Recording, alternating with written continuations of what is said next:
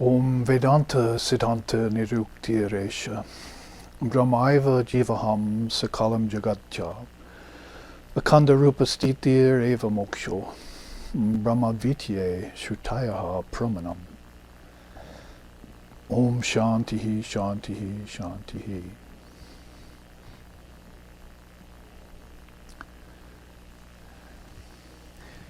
It is the apt and final conclusion of the Vedanta that all is Brahman.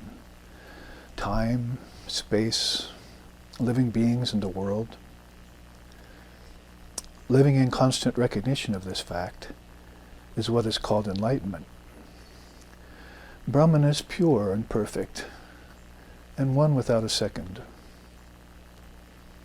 And the revealed scriptures are the sure and certain proof of this fact. Om peace, peace, peace.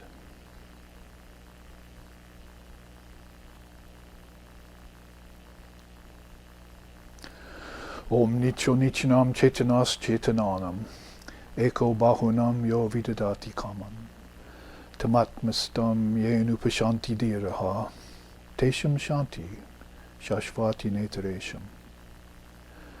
Om Shantihi Shantihi Shantihi. That one, the eternal among non-eternal things.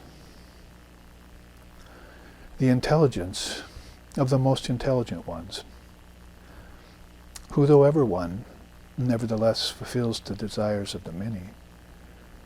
That one the seers realize as dwelling in their own self. To them belong peace and to none else. Om peace, peace, peace.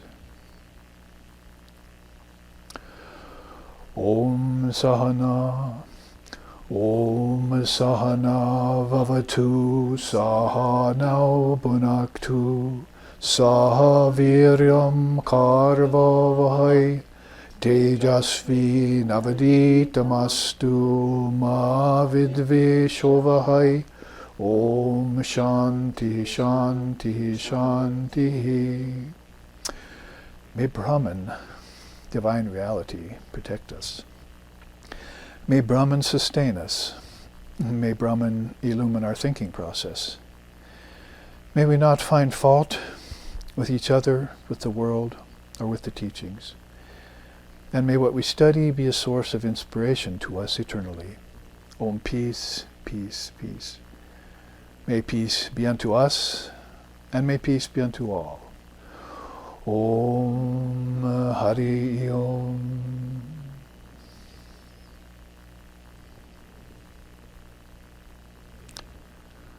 So with these chants out of the Upanishads and other non-dual scriptures of India, we welcome you all here to the tiny SRV ashram in Hawaii, having just returned from our 2-week retreat and classes on the Amrita Nada Upanishad in Portland 2 weeks ago, amongst many of the devotees there. And we also welcome our live streaming audience, Svagatam, as we say. Come into our midst and partake of the Dharma, or the Jnanam, the Atma Gyan, the knowledge of the true indivisible self, which I just chanted about. They find that nestled deep within their own being, and then they get peace from that. And nevertheless, they say peace, peace, peace 3 times in order to bring peace to Bur, Buvar, and Swahar. That is the 3 lokas where transmigration is going on. As Buddha pointed out, between your ancestors and yourself. The subhumans, the humans, all here on the Bur Loka, and then the ancestors and the Svar, Buvar and Svar Lokas, also called the elementals, are there, and some of the Siddhas are there, and so forth. So these are 3 lokas, or another word in India's Akasha, means a kind of space. And in this day and age, in this world, particularly in this Western segment of the world, people are focused pretty much just on the physical world, and they look up and they think maybe that's the cosmos up there. But that's just more of the physical world with less of the elements up there. you're lucky you have at least this one world in the Burloka, where you have all 5 elements in one place in a well-developed way, so that we can incarnate here and live a dharmic life if we stay free of the trammels and trials of Maya, and or samsara, as it's also called by Lord Buddha. So Burloka, Bhuvarloka, Swarloka, or the Akashas, could also call them spandas, as we were just saying, these vibrating spheres. And we find that the intrepid spiritual practitioner is going within to find these. The kingdoms of heaven are within is a very pregnant statement, actually, that I don't know if it ever got unwrapped the way India unwrapped it over many millennia. But today we'll do some of that unwrapping and find some of the gifts and surprises that lie there, even amidst insentient things, because as I just chanted, the eternal among non-eternal things, Nityo Nityanam, that's the Atman, we call it, or Buddha nature. Actually, Buddha called it Pragyaparam, so he was a believer in something other than emptiness. And it's got various names and various stations to it. Words like Kaivalya, which is we're entertaining today. An isolation, if you want to search for an English word. It's very hard to describe Sanskrit in English, not only because each Sanskrit word has several meanings that you have to sort of discriminate between and choose properly, but also Sanskrit is very ancient, and maybe number 3, it's probably the Deva Bhasha, the language of the gods, they call it, in which a whole cross-section of a race here on earth in the Burloka got enlightened by. So the only closest equivalent to that maybe would be Latin or something, and that's more Middle Eastern in origin. So here we have this this idea of isolation from nature, Kaivalya, and we looked at the many meanings of that word last week. I took you in a boat race, they say, between different darshanas of India. Again, searching for words in English. Darshana means a way to clearly see. Like yoga would be one of those, and Vedanta would be another, and Jainism and Buddhism and Tantra, and these are all ways to clearly see to the truth. Darshana, to have darshan with yourself, really, with the wisdom that is the nature of yourself. So I think I took you racing through that. We took up this chart, which I'm just showing briefly today, so that we can remind ourselves of what happened to us 7 days ago when we took up the Kaivalya Upanishad, and translation here by Swami Madhavananda, one of the president of the Ramakrishna order some few generations back, left us a beautiful translation of it, and so that we got to familiarize ourselves with this word that Father of Yoga picked up on very heavily. Kaivalya was one of the words that you'll find in the Yoga Sutras inside of the 4 padas.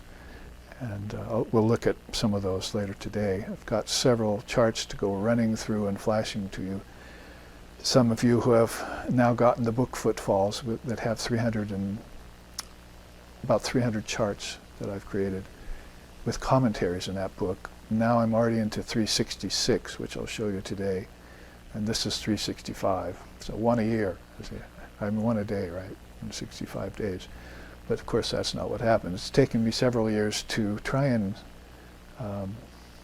chart the teachings of Mother India, put them into charts. And I found that it took me through 7 or 8 different darshanas, what I'm talking about here. Darshanas, these paths of clear seeing. So I want to show you how those look today around this feature of Kaivalya.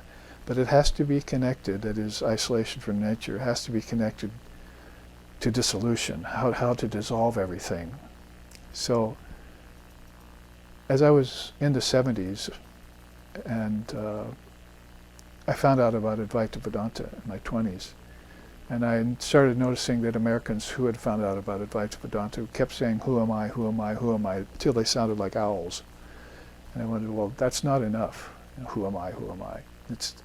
I wanted more. So later on, when I began sharing these teachings, I put it together to say, you cannot know who you are until you know what you're not. So people are trying to know the Atman, they're trying to know Buddha nature, they're trying to know Samadhi, they're trying to have these high experiences, but they haven't let go yet of what they're not. They're bringing all of this mixture, this admixture into it. Like oil and water. They don't mix. So nature and the soul do not mix. That's not the oneness we're talking about when we talk about Brahman. They seem to mix for about 45 seconds, but you'll find out that they separate invariably, inevitably.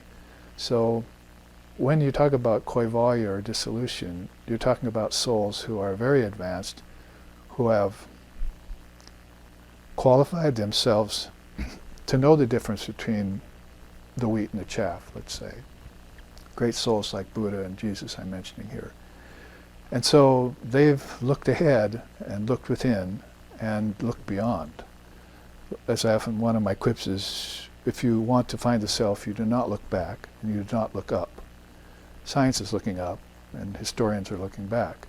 But we need to look within. And if we look within, there are many layers of within. And that's what India has been so excellent at bringing out.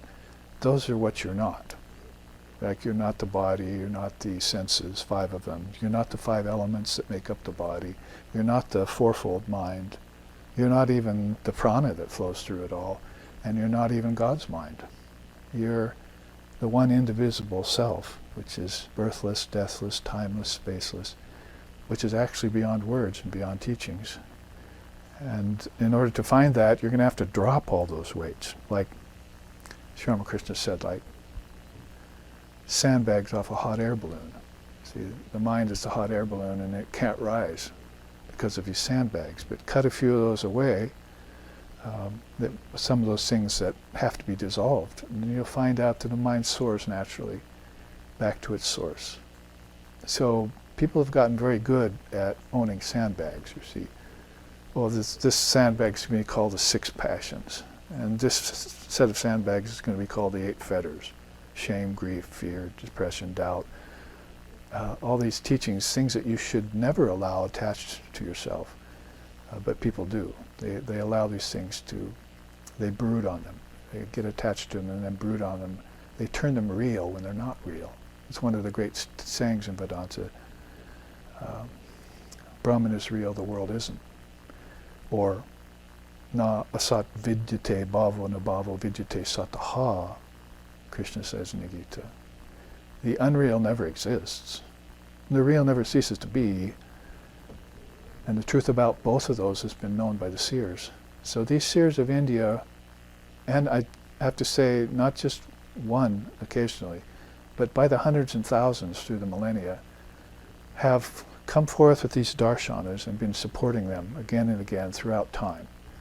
It's one of the teachings in Shaivism, for instance, that Shiva always comes back with emanations to put forth the 4 padas. See, that is these 4 ways, the 4 reasons why you have to keep such high teachings in the world, even though most of the world will never understand them. It says most of the beings here are here for pleasures, because of desire, to enjoy objects, and then they're just on a loop with their ancestors. And that can go on thousands and thousands of lifetimes. If you believed in time to be linear, of course it couldn't go on more than a few hundred lifetimes because you weren't walking upright till they say that you were an ape or a monkey. My teachers used to say that. They want me to believe that if I want to see my ancestors, I have to go to the zoo. So he was laughing at the preposterous assumption that we were ever monkeys or apes. We were always this pure sentient soul who is the witness of all changes. And evolution is a series of changes. The Buddha didn't act kindly to it. He said, get out of the river if you want freedom. Sit on the banks for a while, watch it go around. You'll see that you're none of that. So this is kind of what I'm getting at with Kaivalya, posed side by side with this word dissolution. To dissolve the mind stream, because the mind is projecting things all the time, every day, 24 hours on top of 24-hour periods. Then you go to 365 days periods, as we're saying. And pretty soon you're going to lifetimes. To pile more gloom on gloom, to quote Vivekananda. This thirst for life, forever quench, it drags from birth to death, death to birth the soul. They conquer all who conquer self. Know this and never yield. Say Om Tat Sat Om. So in these ways, these great souls have come back to us, even recently, like Swami Vivekananda being here a little over 150 years ago. It's the Sikri-centennial we worshipped with him not too long ago, to honor his presence on earth and how he favored the West, especially England and America, with these Vedanta teachings, which are so far still an underground river, but which are undeniably the truth, and I hope you'll find valid proof for that as I get going here and show you some of these great teachings out of India. Last week, so that I don't make my, well, you see there, let's see, sorry nature, you have to go. And you have to go not only in your manifested form, but you have to go in your unmanifested form too. And if you don't know there's an unmanifested form, then you just go into your mind and produce more from the seeds there and come out. It's the mind that produces bodies, not nature and not parents. The mind is doing that. You select your parents with the mind. You give rise to nature and all its objects with the mind. It's a mind-only school you're looking at when you look at India, including Buddhism. So if you don't know about your subtle body, you only know about your physical body, then you're up a creek without a paddle, as they say, or behind the 8 ball. So the Kaivalya Upanishad was put forth by this great rishi called Aishvalyana, and he went to Lord Paramesti. Who is that? That's the name for Lord Brahma. Brahma, Vishnu, and Shiva is the Trinity in our tradition. So he went to Lord Brahma, who is the projector of all this marvelous play, which he projected out of what? Seed words like Om, Aim, Hrim, Krim, Klim, Shrim, Hum, Fat, Swaha. A whole bunch of seed words out of which everything comes. They're in his mind, he thinks them, and worlds are produced. It's called the science of vibration, or the word. And it's there in all the darshans I'll show you today. Shaivism, Yoga, Vedanta, Vedas, Tantra, they all have a love affair with the word, Om, A-U-M.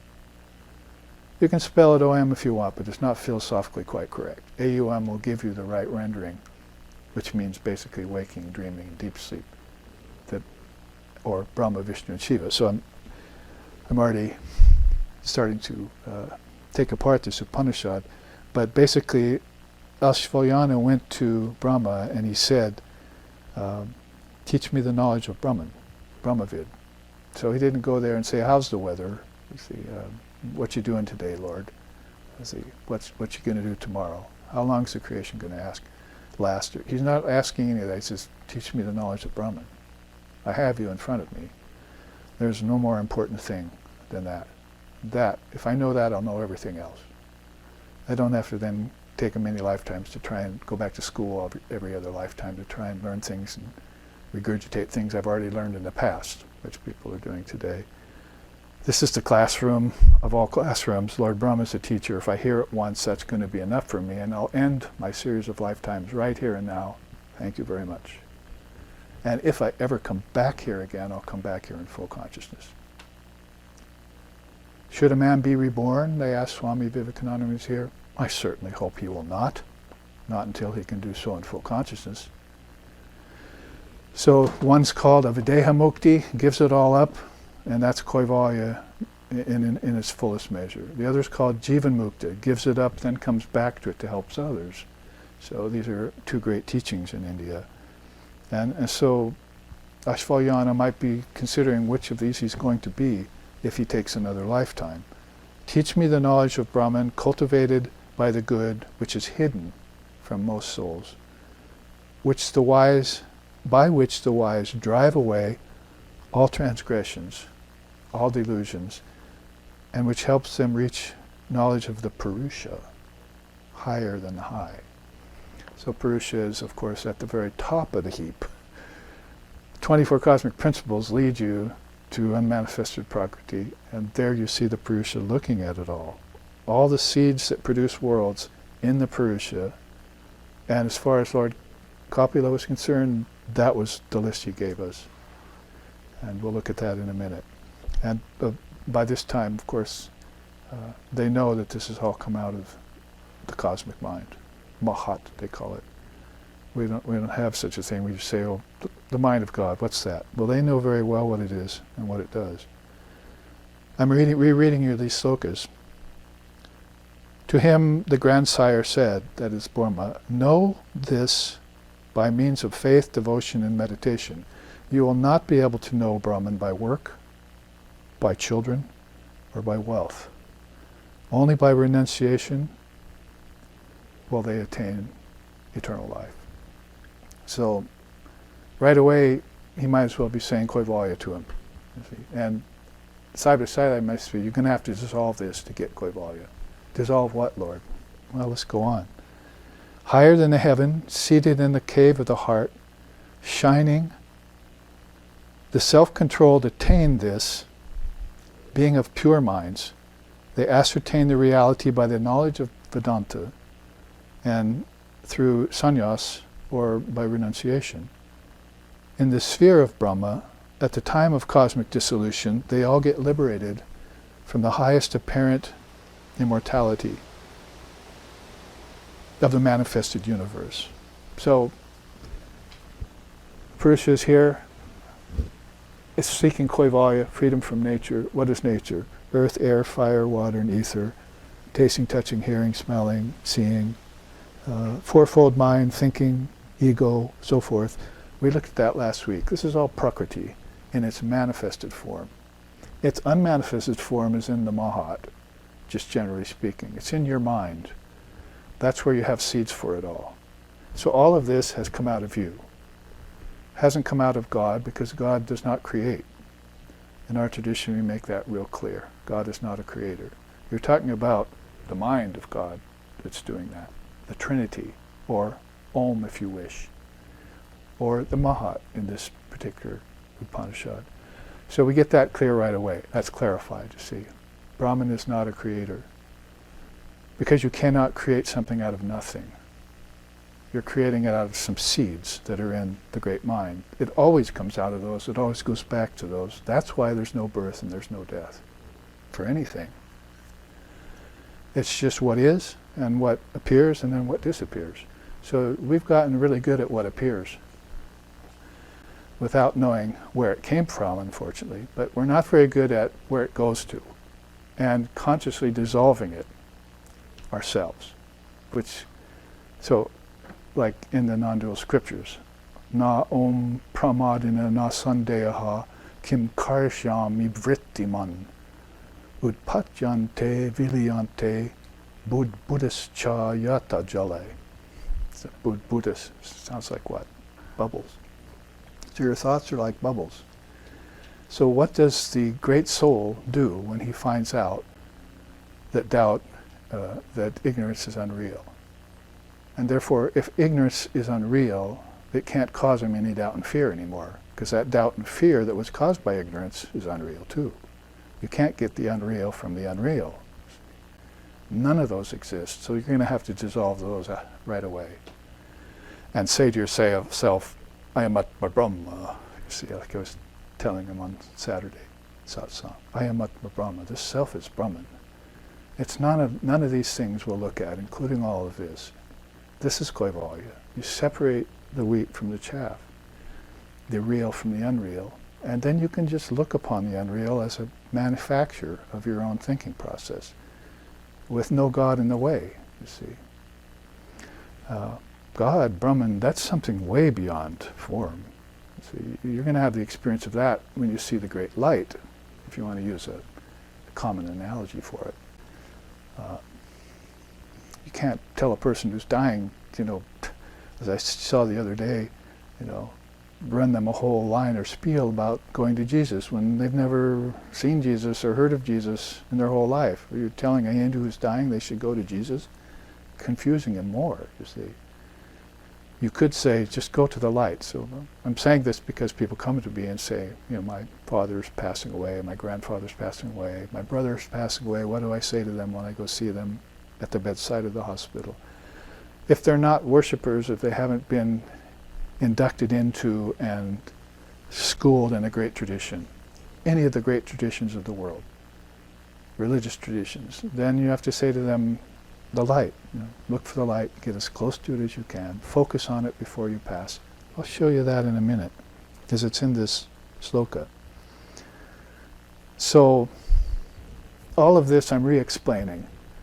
You are the reality.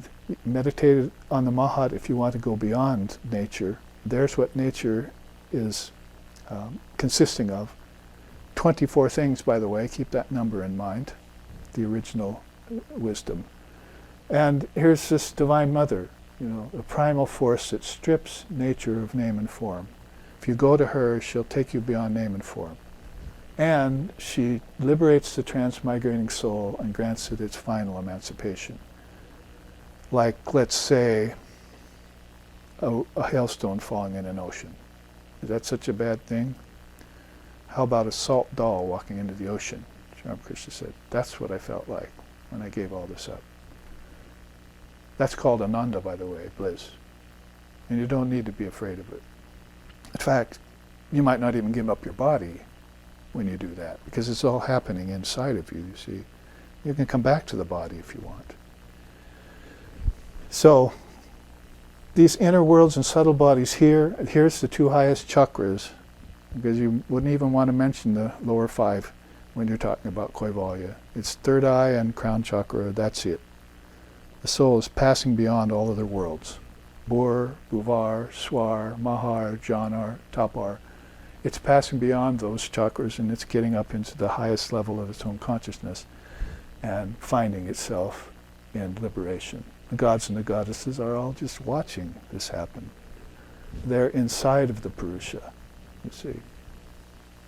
We don't know that all the powers of God are inside of us. That's what the yogis and the yoginis are trying to find, is their powers. You see, not the occult powers, God forbid. The yogic powers are much different than those. With the occult powers, you dominate over people and commit miracles and problems like that. The yogic powers are much different. So I just wanted to reiterate this before showing you this. This gets a little bit more towards Kaivalya. So we're reading this by saying, at the time of cosmic dissolution, there's that word, cosmic dissolution would be bye-bye Mahat, you see. I have meditated upon you and now open the door to me. I'm going beyond the Trinity, beyond the Mahat. I've seen who you are. You've got a beautiful set of worlds out there, but I'm going into the source. This is a soul that's very serious about merging with Brahman, because that's its true nature. It's become very sure of that. Most people, if they're not sure of that, they can even have high spiritual experiences, but they would shy away from that union. They'd go back to the body or back to the world and say, boy, I better take another look at this later. But it's good to do it before you die. This is, you sit on your zafu, you should die, as Zen Buddhists say. Have you died on your cushion yet? The Roshi will ask you. So that means this ego and this connection with everything should have given up and said, oh, I see, this is all a dream. Lie, lie, lie. Lie, lie, lie, lie, lie, lie, lie. It's all a lie. Big fat lie. Lie, lie, lie, lie, lie, lie, lie. It's a big fat lie. Give my guitar, I'll sing it for you. So it's all a dream, though true it seem. But the only truth is He the living. The real He is none but me, and never, never matter changing. Beautiful line in a letter from Swami Vivekananda to one of his female disciples in England. The real me is none but He, Brahman, Never, never matter changing. This is a soul that's become so certain about that has achieved dissolution of everything the mind ever produced, including the cosmic mind, and dissolves itself like a hailstone in an ocean back into reality, having achieved Kaivalya. So, in order to get past Sloka 3 of this Upanishad, let me show you here a little bit about Kaivalya. And then I'll show you this new chart, which describes the dissolution process to a T. So if we talk about the father of yoga, his name was Patanjali. He lived probably about 140 years AD. Now that's like 650 years after Lord Buddha, 140 years after Jesus, and about 500 years before Gaudapada and Shankara, whom he incarnated with. His name was Govindapada at that time. So it's really hard to find the father of yoga's origin because he's taking different lifetimes. So is Vedavyas, to bring back the Vedanta. As those are manifestations of Krishna, Vedavyas, who brings back the Vedanta age to age. So the Hindus are not thinking in terms of time having a beginning, middle, and end, because Krishna told them a long time ago there's no middle, beginning, and end to anything. That's called eternity, by the way, and it's infinite. It's just whether or not you're on cycles or whether you can get off of them. Whether or not you're in worlds or whether or not you can get freedom from them, Kaivalya. And those who get freedom from them can bring them back and discard them as they want. Krishna says what? Like children outgrowing old clothes and putting on new sets of clothes, you take on new bodies. A soul like that, without even thinking anything of it. Birth and death are nothing to those souls. They're illusions. Why wouldn't they be when everything's eternal? Particularly the soul. There's a changing eternal. That's what we're trying to dissolve. But there's the unchanging eternal, and there's only one of those. And that's your Atman, they call, or your Purusha in this context. So here's what the father of Vedanta says about father of yoga's teaching in Kaivalya, in the Yoga Sutras, because Kaivalya is a big word there. And 5,000 years earlier that was a big word for Kapila. I'll show you that in a minute. So Vedavyas looks at the Yoga Sutras of Patanjali. It's wonderful. Those two great souls, so many hundreds of years apart, shared the teachings of India. And he says, through union of the two principles of nature and soul comes the observation of their fundamental difference. Oh, what's that? I thought nature and the soul were one. That's a green idea. That's an immature idea. You never want to be one with nature. Nature is where birth, growth, disease, old age, decay, and death take place. Do you really want to be one with that? Or would you rather be nameless, formless, birthless, deathless, eternal, free of the suffering that goes on in nature, free of the changes that go on in nature? So what is this idea that nature and soul are one? The father of Vedanta and the father of yoga certainly aren't going to concur with you about that. Let me read it again. Through union of the two principles of nature and soul comes the observation of their fundamental difference, resulting in realization of one's true essence. This process takes place when the Purusha abandons its relationship with matter and mixes itself no more with nature. Which is why I used our old friend here to start out the class. This is called Kaivalya, final isolation from the endless stream of phenomena caused by the mind and the intellect. So mind is at the root of all this, whether it's God's mind, our ancestors' minds, or our own individual minds. That's one conglomerate mind there. Cosmic, collective, and individual. Threefold, one mind in three phases. And it's all responsible for this vomiting out of things, as the Advaita says. It's my mind. I saw my mind was responsible for vomiting out all of this. So it's not Brahman then that's responsible for that. Don't blame God for this mess. You see that there's an answer to some people's problems and questions right there. It's whether, oh, why did God do this to me? Kind of nonsense. See, or why did the devil do it to me? God and devil are both concepts back in your mind, as they've been telling us since Vivekananda arrived here. So you ought to go to the source of those and dissolve them, and see that those were all dreams you had, bad dreams you had, or good dreams you had. Both the good and the bad get dissolved in this process. Because dualities don't exist where non-duality is, you see.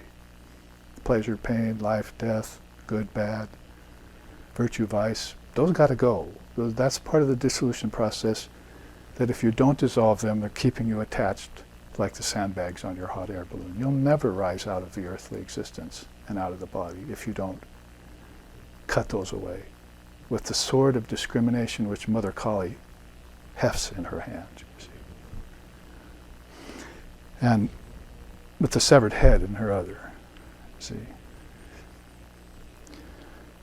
So powerful from the father of Vedanta talking about father of yoga system, right? This one little word, Kaivalya. Who would have thunk, you see, that all the truth could be held in one word. That's the secret of Mother, Divine Mother.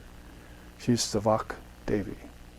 And so all this phenomena, observation of fundamental differences resulting in the realizations of one's true nature, isn't that sort of like how we sing it in different ways? Mono chalo nija niketane. Mono chalo nija niketane. Shamshara videshe videshir veshe Brahmo keno akarane. Mono chalo nija niketane. Saying, oh mind, he says to himself, this is Ayodhyaнаth Prakarashi. He says, oh mind, return to your own abode, your eternal home. Right? You are a foreigner in this foreign land. Why do you roam about aimlessly with no real purpose? The five senses, the five elements, all of nature, all of these are different from you.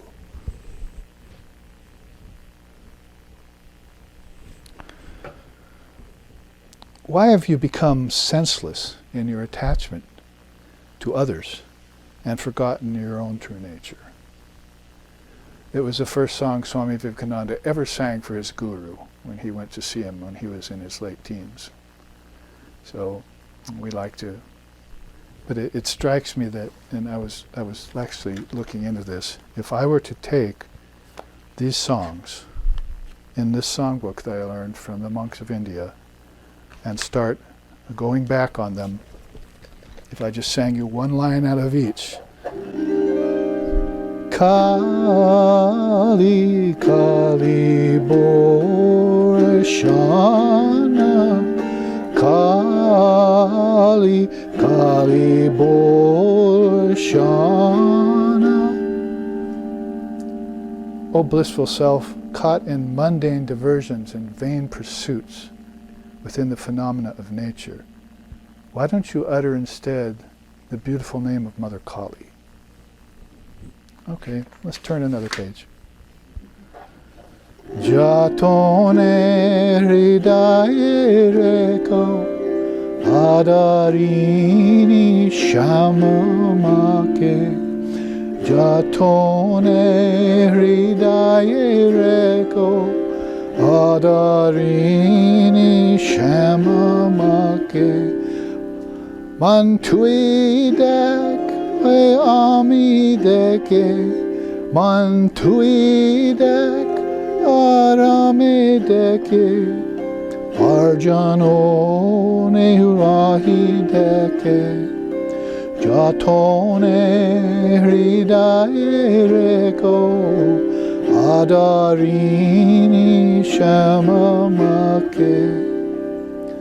O blissful mind, awaken to the enchanting vision of the Divine Mother within yourself. Upon perceiving her form eternally enshrined within your heart, withdraw from all phenomena into the sacred chamber of ecstatic love and behold her there.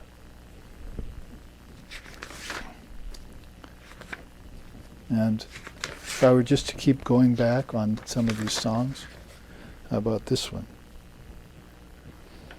Sharada Ramakrishna Name Bande Kechere Bai, Sharada Ramakrishna Name Bande Kechere Bai, Beshabu Bon Beshe Galo, Aha Boli Ahi Jai, Beshabu Bon Beshe Galo, Aha Boli Hari Jai, Sharada Ramakrishna Name Bande Kechere Bai. O mind, can you hear that distant sound sweeping towards us? Like the approach of a great flood, the powerful names of the Lord and the Mother are storming the boundaries of relative existence, like a surging ocean of ecstatic bliss, annihilating everything.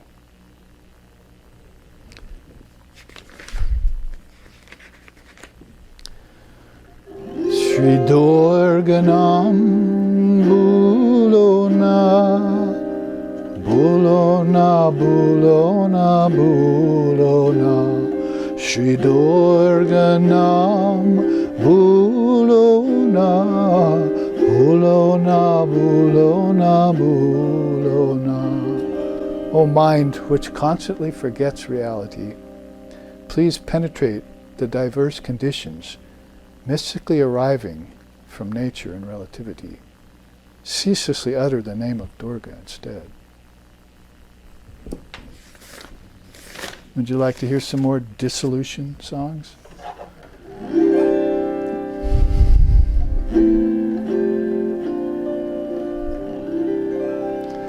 Itani vinati raghunandana se dukha dandva hamara mitauji. Itani vinati raghunandana se dukha dandva hamara vitauji, dukha dandva hamara ditauji, dukha dandva hamara mitauji, dukha dandva hamara vitauji, dukha dandva hamara vitauji. Itani vinati raghunandana se.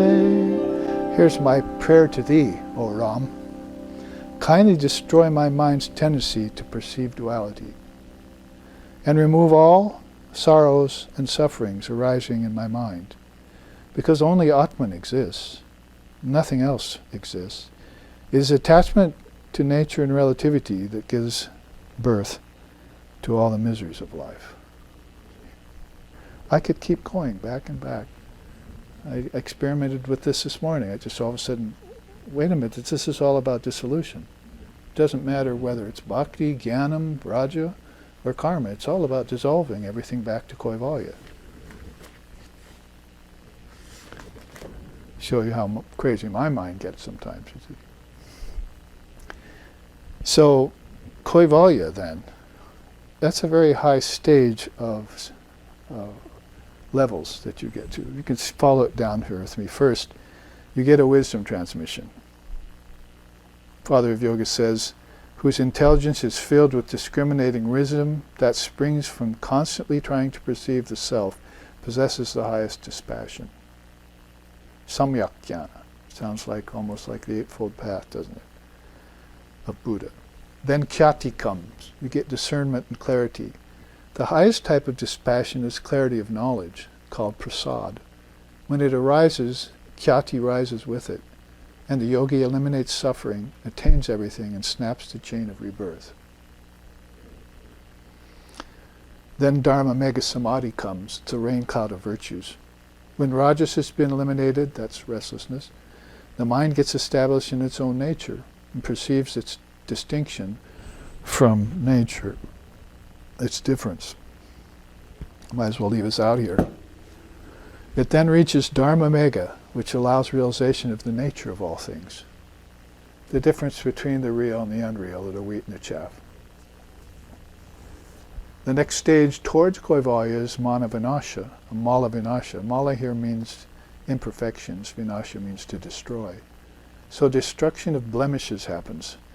Luminosity of the nature of sattvic intelligence. With impurity removed, its flow is pure and proficient, unsubjugated by the presence of rajas and tamas, restlessness and slothfulness. The fifth stage, according to the father of yoga, concurred by the father of Vedanta, to reach Kaivalya, which is isolation from nature leading to samadhi, is guna vaitrishnam, dispassion towards the gunas.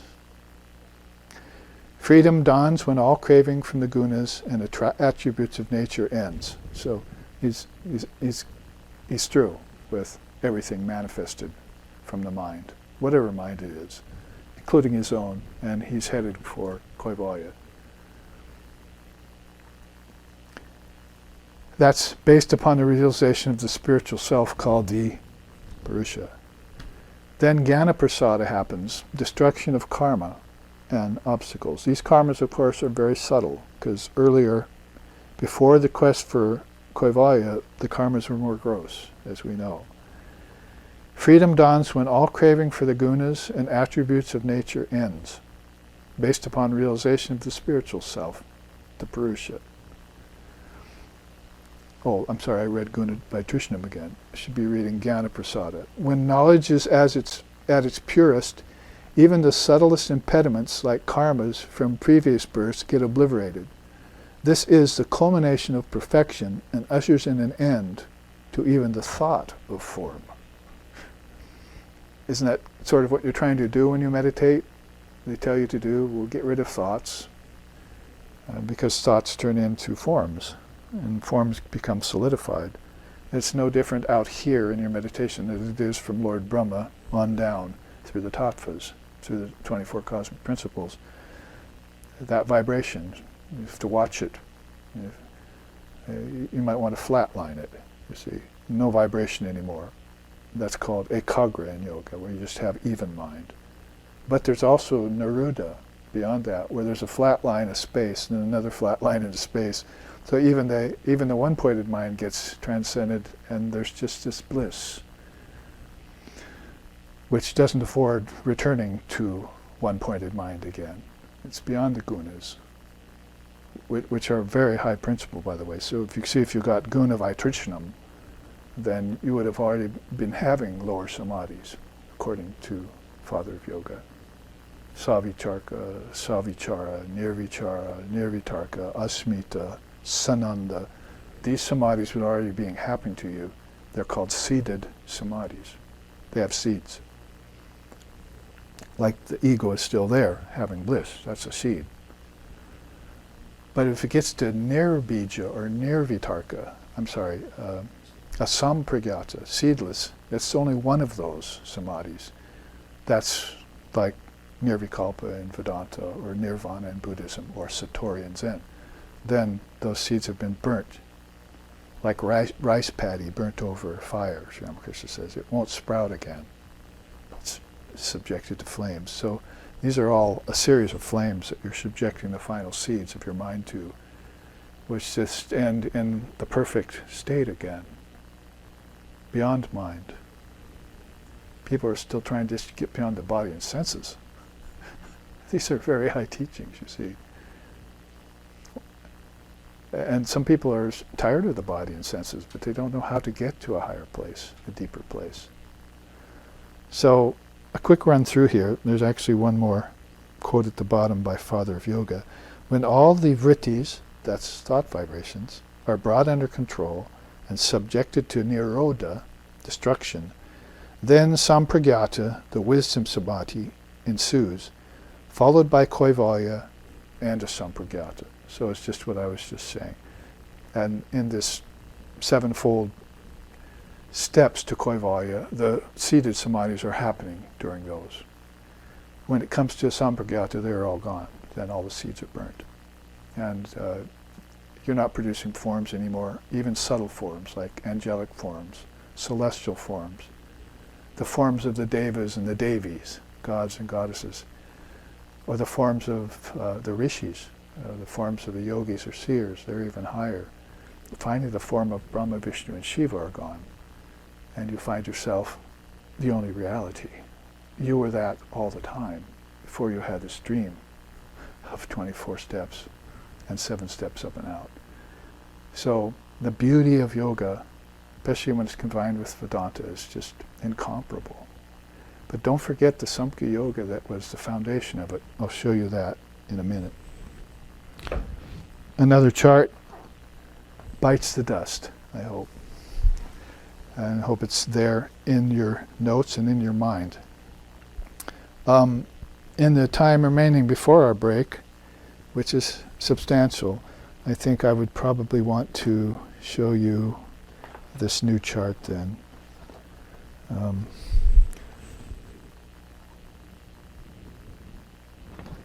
Yeah, this has to do with pillars, these great pillars. Now on this chart you see, I put this together yesterday and late last night. With music, I was just saying you how whenever they're singing an Indian bhajan or a stotram or a ghazal, these beautiful classical spiritual songs in India, which are much different than kirtan, by the way, is they have these teachings built into the words. And whenever they're singing that in a kind of bhakti, jnanam blend kind of atmosphere, you could see how they could always be talking about this love of the Lord, this like divine preoccupation and intense, sincere seeking of union. Yoga means union. So it's the same with the darshanas. So here across the top you see Samkhya Yoga in one pillar. Yoga itself, called Patanjala, by the way, or Raja Yoga. We're not talking, or Ashtanga. We're not talking about Hatha, for instance, which most people know yoga by nowadays. When we say yoga in the Vedantic circles, we mean the 8 limbs. By Patanjali, that's why he's so favored in India. Patanjala, it's called. It's the only darshan that ever gotten named after an individual. That's how powerful it is. And Vedanta next to it. Then Tantra in the middle. On the right-hand side, Jainism, Shaivism, Advaita Vedanta, down lower Kundalini Yoga. So these are all darshanas, ways of clear seeing, that India has gifted us over millennia and which continues to come back. It comes back why? Now that's why I was wondering whether I should show this first or this, but I'm going to flash this at you because this is how the Shaivites think about the reason why all of this is eternal.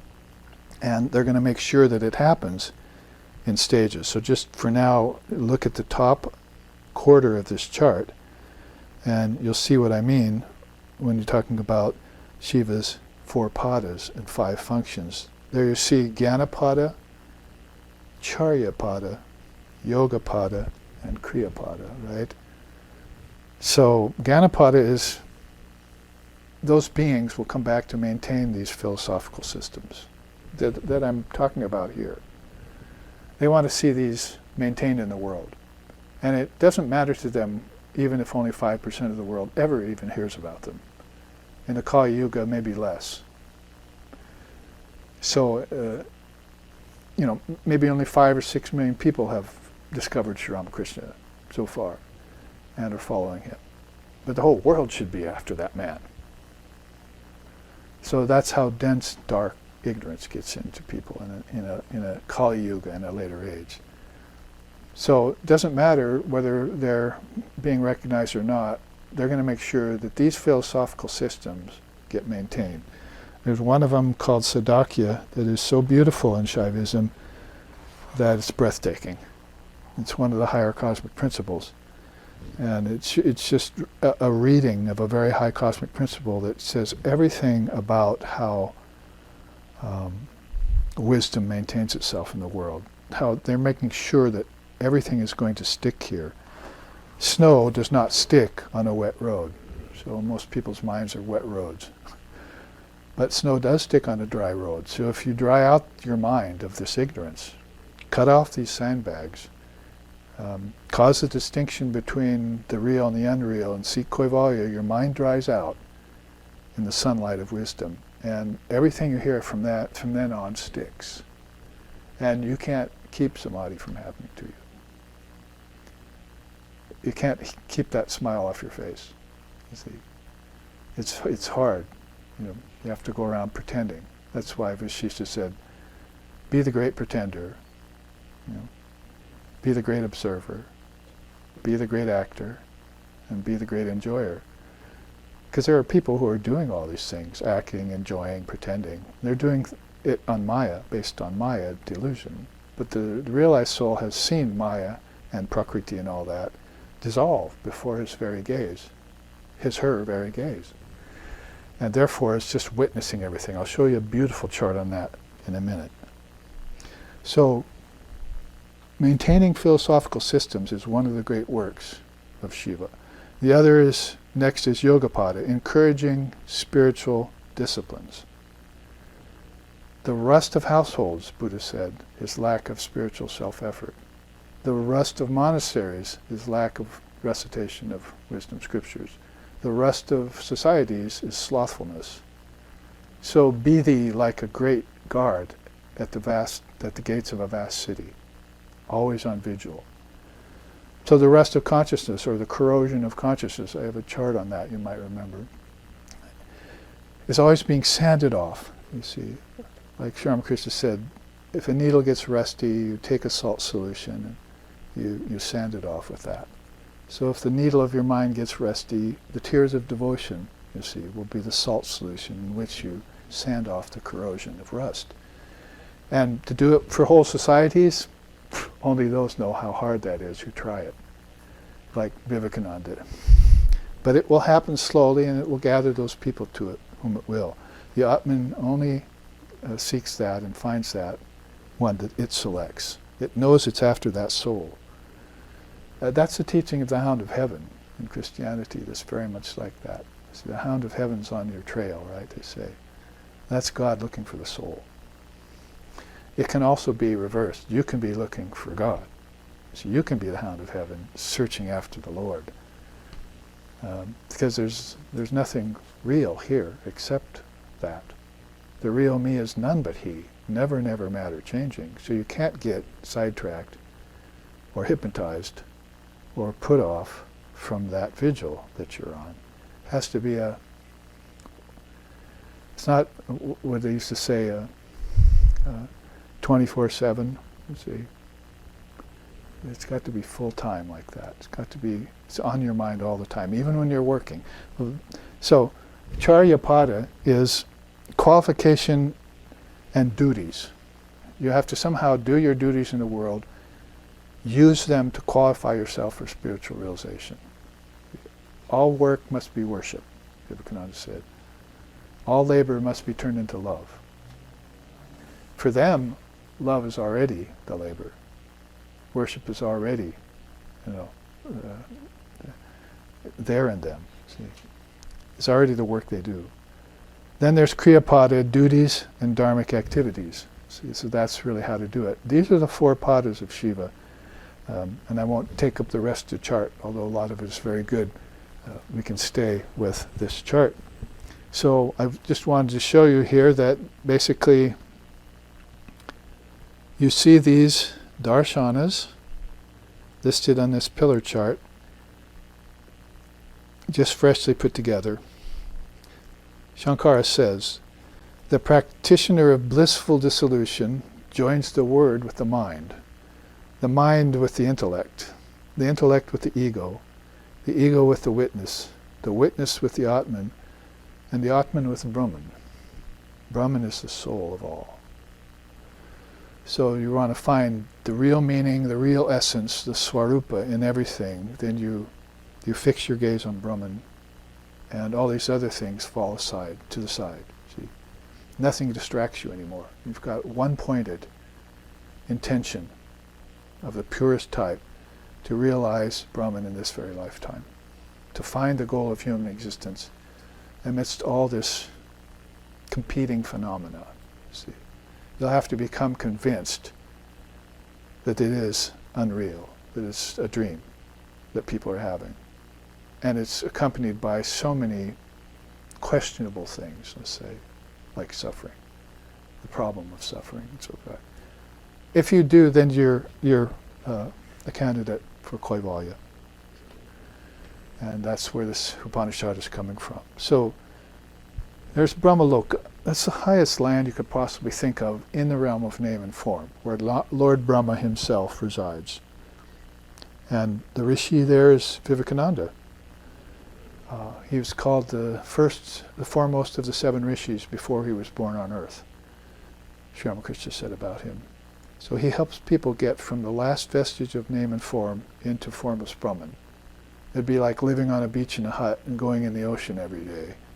To find you just go in the ocean and say, I'm not going back to the hut anymore. I'm an ocean creature now. So you become the ocean of Brahman. You dissolve there and you forget the last beautiful little beach hut that you held a form. That was like your last causal body that you inhabited.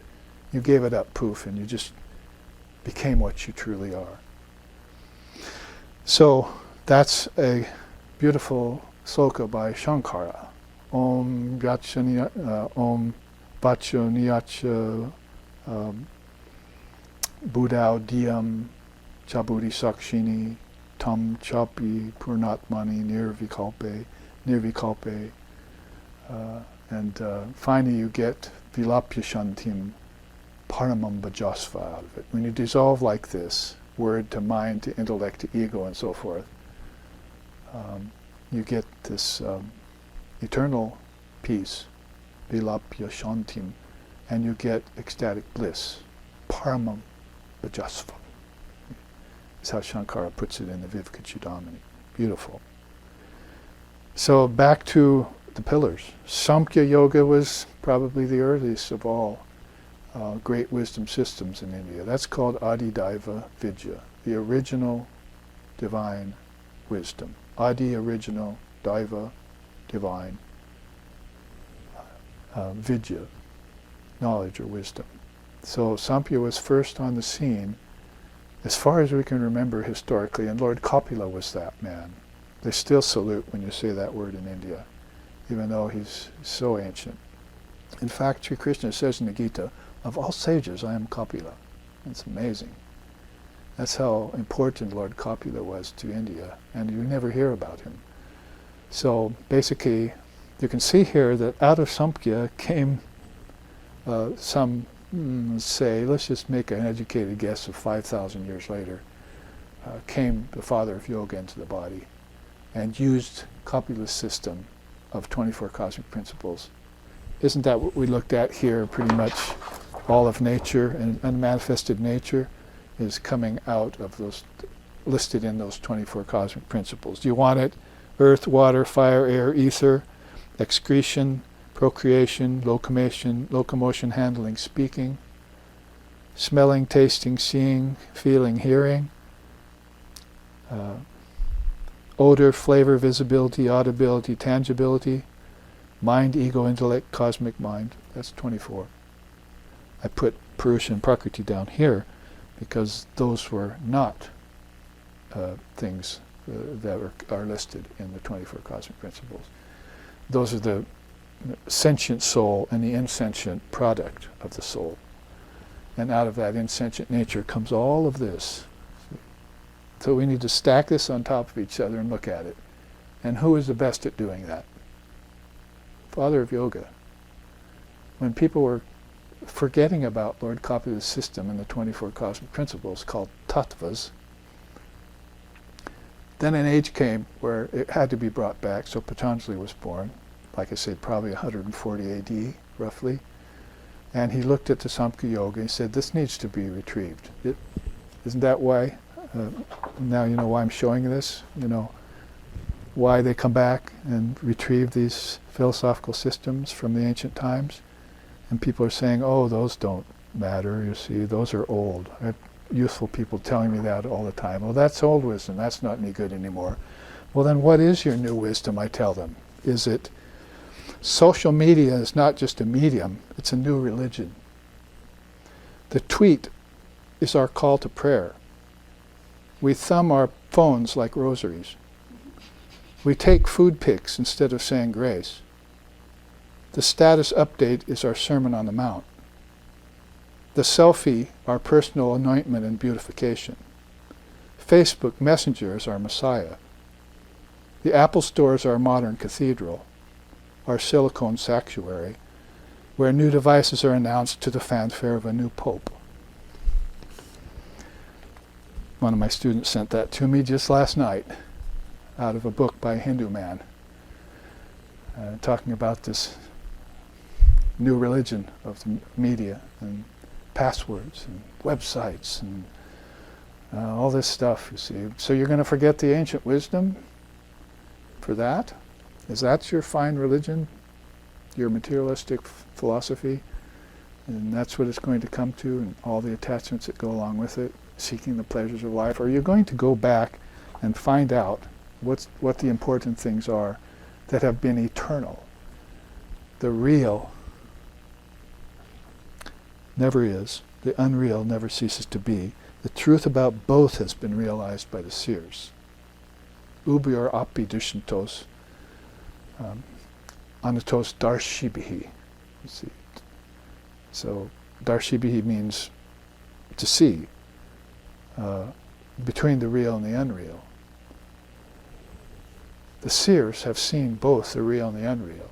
So the subtitle to this chart you can see up there is, to know who you are, you must know what you are not. You can't just say, I am Atman, I'm Brahman, I'm perfect, I'm the Lord.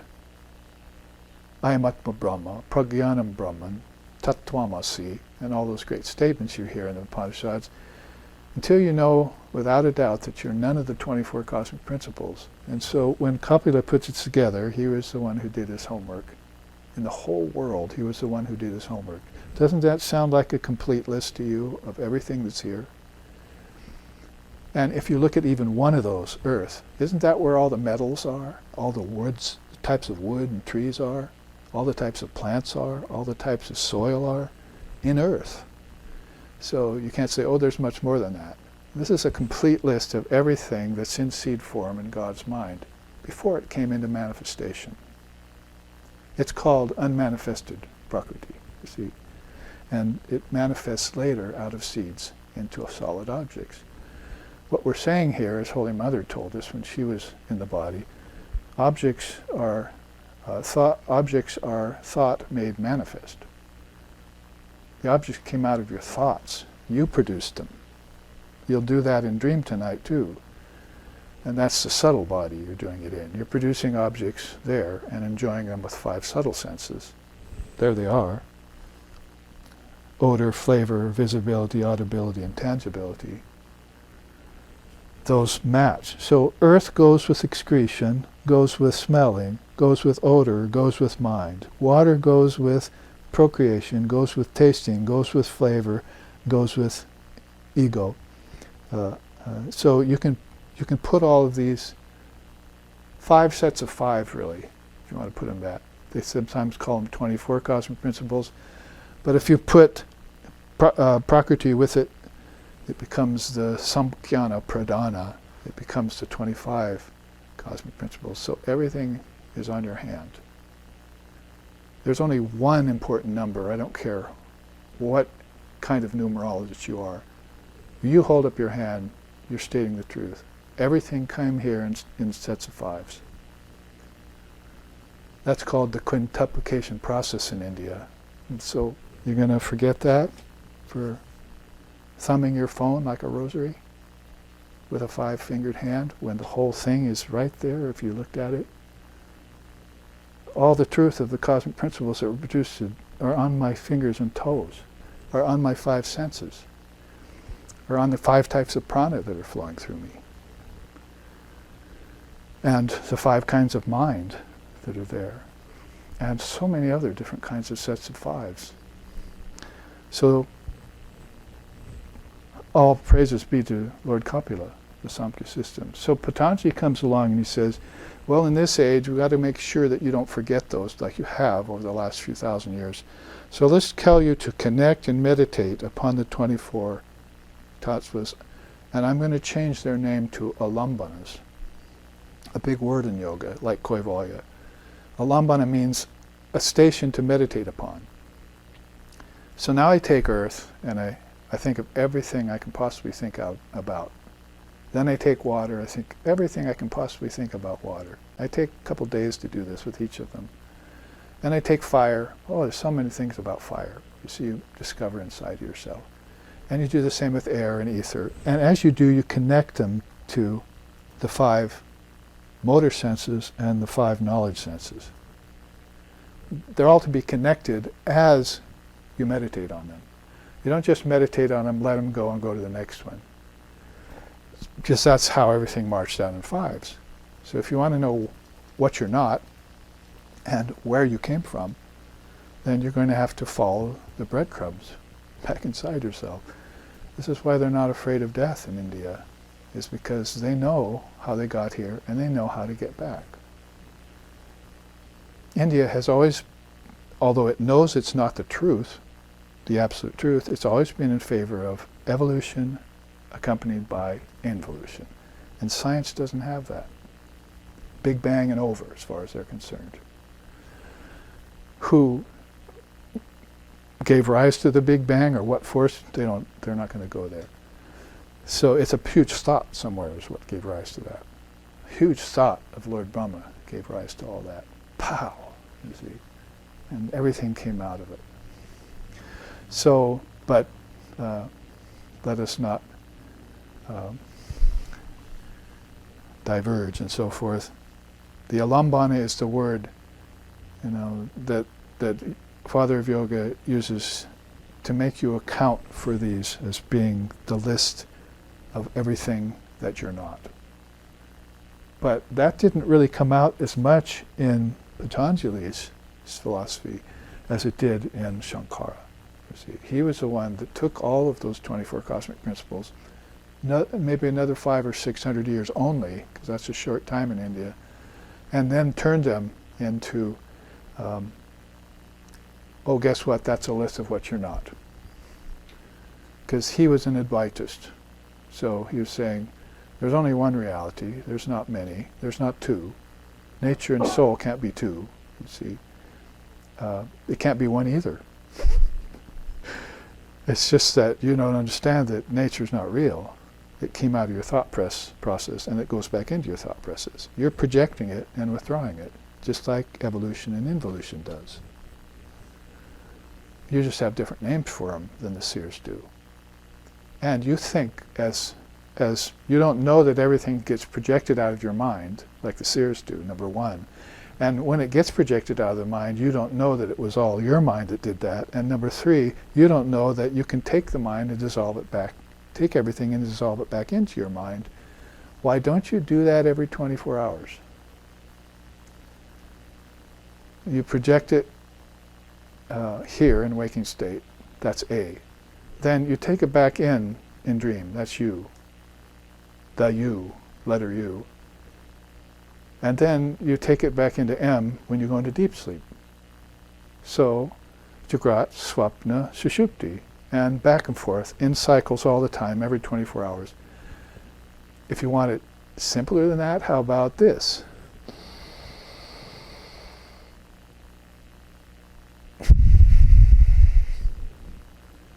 Puraka, Kumbhaka, Rechaka, with another Kumbhaka at the end. Every breath you're doing that. You're taking it in, that's your knowledge. You're holding it, that's what you are. And then you're letting it loose, that's everything you're not. So when you meditate upon this, everything you're not, you make sure that I'm not air, earth, fire, water, ether, tasting, touching, hearing, seeing, smelling, and all the way up to the fourfold mind. I am not those things. What am I then? I am the Atman. Cuckoo, kachu, if you want to put that at the end. If any of you are thinking that. I am Atma Brahma, you see. So you see how beautiful these three pillars are: Samkhya, Yoga, Vedanta. As you connect all these, connect these too. These are probably the same soul: Samkhya, Kapila, Patanjali, Vedavyas, just being born at different times, because that's Advaita. There's just really only one soul here, and we've been convinced that many souls have come about, which is one of the problems with many Purushas that they had to consider in Samkhya. Well, I don't know if we accept that. This is great, but I don't know if we're going to accept many Purushas, Advaita said. There's really only one consciousness, and it's indivisible, and the scriptures have told us that, so we're not going to stray from that. But all kudos to the Samkhya, because he built the house, and these put the roof on it, and he pounded a few nails into it, you see. That's how Vivekananda put it. So you have to go back to Lord Kapila, and nobody is. The 24 cosmic principles, again, Adi, Daiva, Vidya, the original divine knowledge. I'm talking about all the religions of the world now. I'm not just talking about India. That's the original divine knowledge in all the religions. Before Buddhism was, because Buddha hadn't been born. Before Christ was, because Christianity hadn't come about yet. Was this Vedanta, you see, was this great Sanatana Dharma, see, the eternal religion of the world, has all come out of India. Even migration is being traced back by many people now to India. The races, we see it here in Hawaii, the names in the Hawaiian language, it's just so much like Sanskrit. I went down to Mahakala Street the other day, drove my car up it. Wow, she must be back in India, Mahakala. Well, I put an arrow there, you see, because all of this is what I could have put here. But yoga is a practice. Vedanta is not a practice, it's a statement of truth. Yoga is one of the greatest of all practices, and it's probably the most profound philosophy in the world. Tantra was never turned into a philosophy. It was too widespread and too ancient. So it just came down to a fivefold thing. I mean, there's another five, isn't it? Shaktism, Vaishnavism, Shaivism, Ganapatiyism, and Saurism, worship of the sun.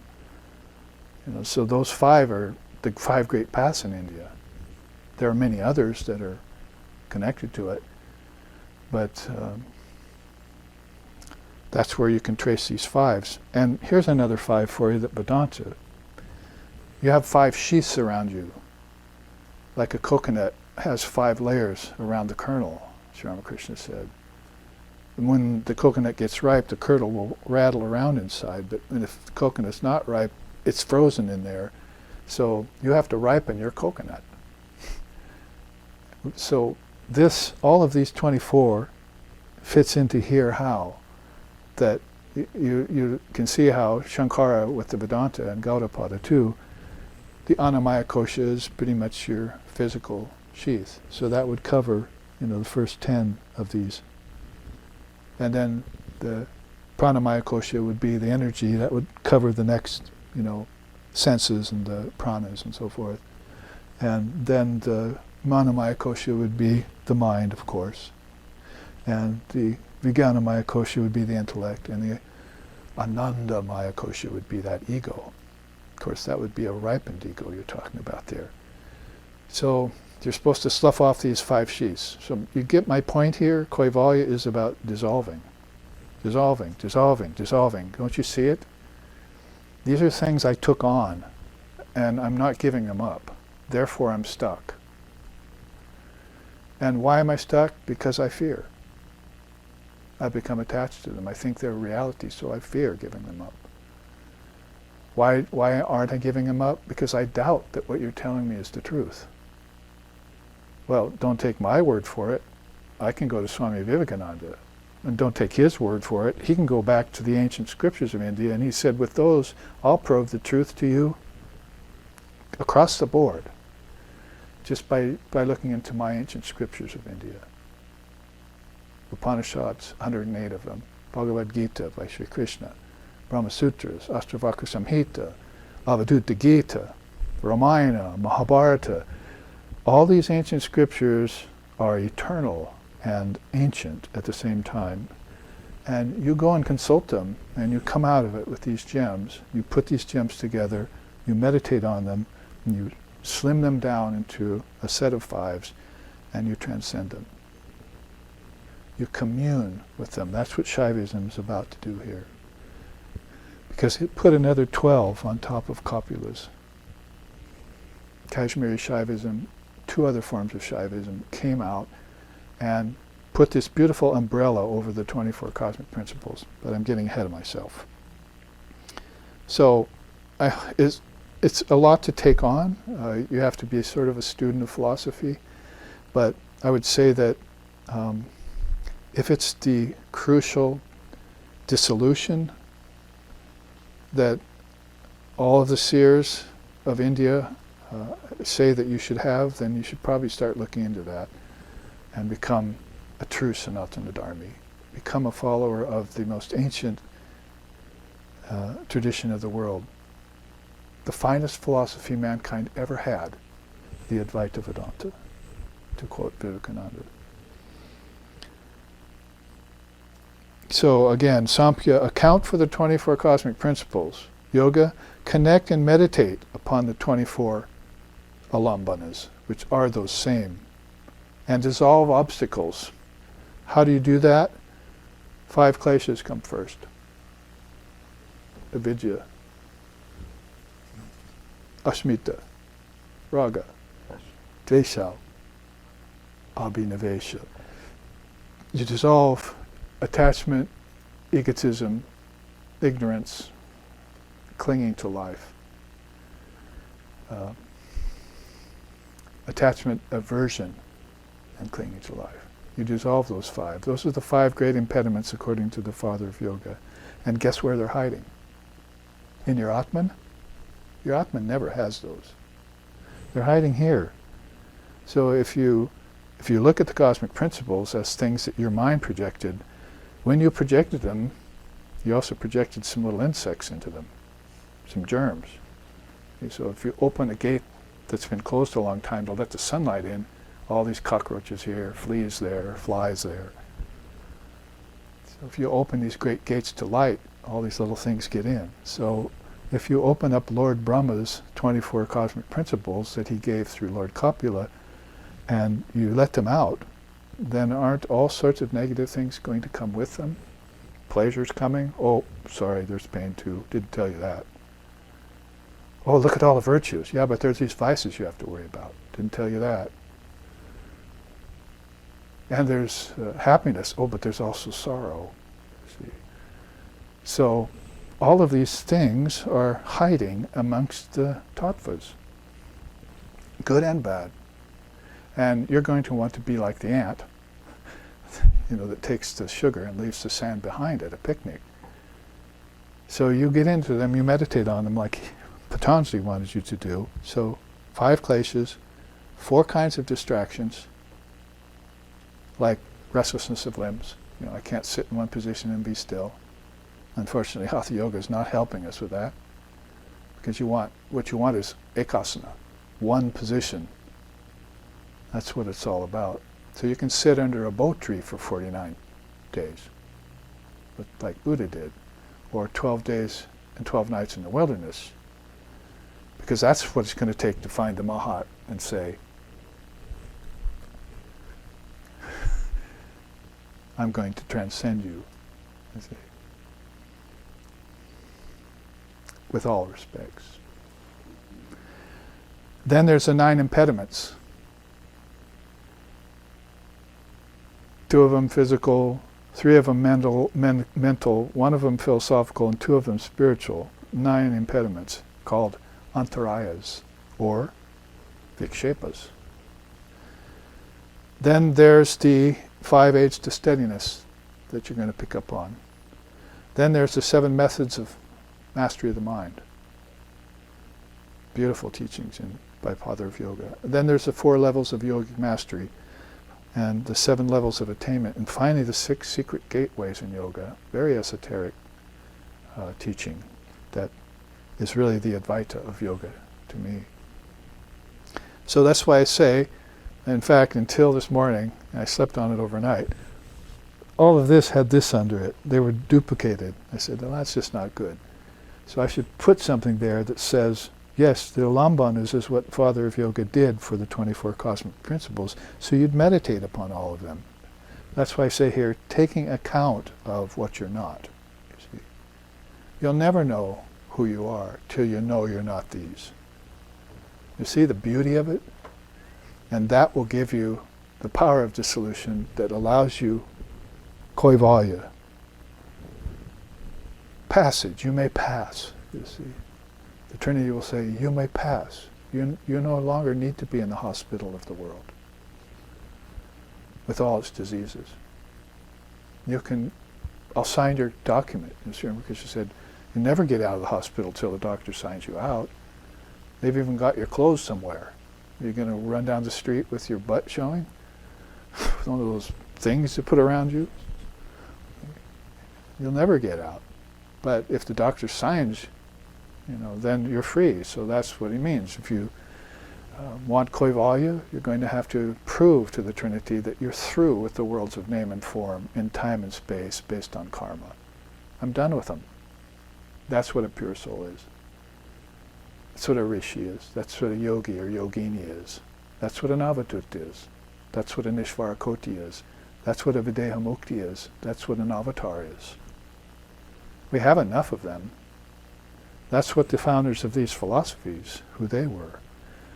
So I hope I'm making my point here, and it shows you how deep the philosophy goes. It also shows you what's necessary to call yourself spiritual in a Vedantic circle. You can't come into our circles and say, I'm spiritual, and still have attachment to base things. Still have attachment of senses for their objects. You're going to have to do some work. Drop some sandbags. So I wanted to put together, that's what I substituted. This is called the dissolution of the mind in yoga. There's dissolution of the mind in Advaita Vedanta, we'll get to that. The dissolution of the mind in yoga is right there. This is a product of, 70, 80, 90, 2000. This is a product of 40 years of my study, this chart. 40 years of studying these 7 or 8 darshanas, coming to realize a lot of things, coming to realize that it's all about telling you what you're not so you can know who you are. And you can't lip service that kind of thing. You're going to have to put in the time. And you can't put on the time on things material and expect any spiritual benefit. So keep your matter to yourself if you want it so bad. Like Holy Mother said, they come to me wanting boons from God because I was the wife of Sri Ramakrishna. But all they ask is for material objects. Where's their devotion to God? None of them asked me for a vision of God. They all asked me for objects, see. So let them have money if that's what they want, she said. Let them have it. But I'll try and teach them to use it wisely, dharmically. Dharmic money is different than adharmic money. So in the time remaining, we've taken off a 3-pillar study here. These are all pillars, and then in the middle here are these, you can see it here, Vedic, Tantric, Yogic, and Vedantic, because Vedantic really was a period that came, or you could say it this way, Vedic was a period that was quite early, the rishis who gave us the Upanishads and so forth. So there's these 2 arms, these 2 hands. So here's India, you see, I'm a pillar of light, and here's all the pillars of Dharma around me. Come and take, understand, free yourself, get Kaivalya, free yourself. Become a Jivan Mukta, become a Bodhisattva, become a realized soul, because that's the purpose of your existence. You'll come to find out that that's who you always were anyway. But you just loaded yourself down with a lot of baggage and fell under the auspice of Maya and all its 24 evolutes. That's another chart I could show you. Maybe it's good that we break there if it's about time, and we'll come back and take up these other pillars. I'm glad and I hope I've succeeded in helping to bring that word Kaivalya more to the fore, give it deeper meaning, and connect it with the dissolution of the mind stream, leading to samadhi, or satori, or nirvikalpa. So here we'll take our break.